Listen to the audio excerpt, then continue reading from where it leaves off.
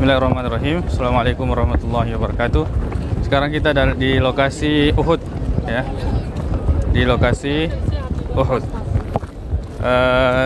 Di sini ada Jabal Rumat, biasa dulu disebut Jabal Ainain, kemudian disebut dengan Gunung Pemanah. Kemudian di sana ada Gunung Uhud, ya.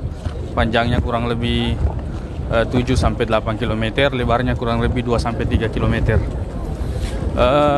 Kemudian di sana ada lokasi korban Uhud, kurang lebih 70 orang sahabat Nabi sallallahu alaihi wasallam.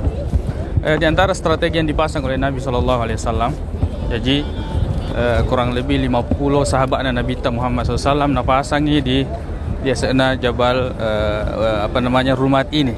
Gunanya untuk kemudian menghalau pasukannya Khalid bin Walid yang membawahi sekitar 200 pasukan berkuda untuk menciptakan dua arah, ya, serangan. Ya, ini strategi Nabi SAW. Sehingga di awal-awal peperangan yang jumlahnya di bawah itu sekitar 650 orang, ya, lawan 3.000 orang, tapi Nabi SAW berhasil memukul mundur mereka, ya, orang-orang kafir Quraisy. Tapi qadarullah, ya, perang berlangsung. Kemudian sahabat yang ada di Gunung Rumat ini, nah itu maka demenan nih, ya. Kemudian mereka turun. Akhirnya, ya, Khalid bin Walid memanfaatkan ini, dia mengambil dari belakang, kemudian naik ke Jabal Rumat, kemudian membunuh sahabat yang tersisa di sana. Akhirnya mereka memukul mundur umat Islam dan Nabi SAW, tapi Nabi SAW tidak meninggal pada saat itu. Di akhir peperangan maka dari, ya, Abu Sufyan maka dah yaumun bi yaumin Badar, maka dah hari ini adalah pembalasan di perang Badar, ya. Al-Harbu Sijal, beginilah peperangan, ya.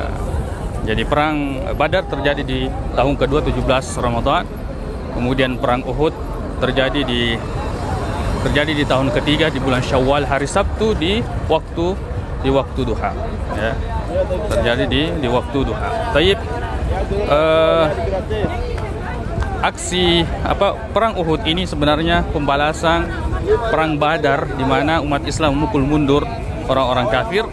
Lalu kemudian, ya, di perang Uhud ini umat Islam, ya, dipukul mundur oleh orang-orang kafir. Tapi kemudian lalu mereka janjian di perang Badar, atau disebut dengan Badar yang kecil atau perang Al-Mau'id, yaitu sejanji melo perang, kan tetapi tidak terjadi peperangan.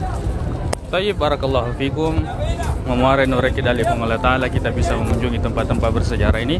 Assalamualaikum warahmatullahi wabarakatuh.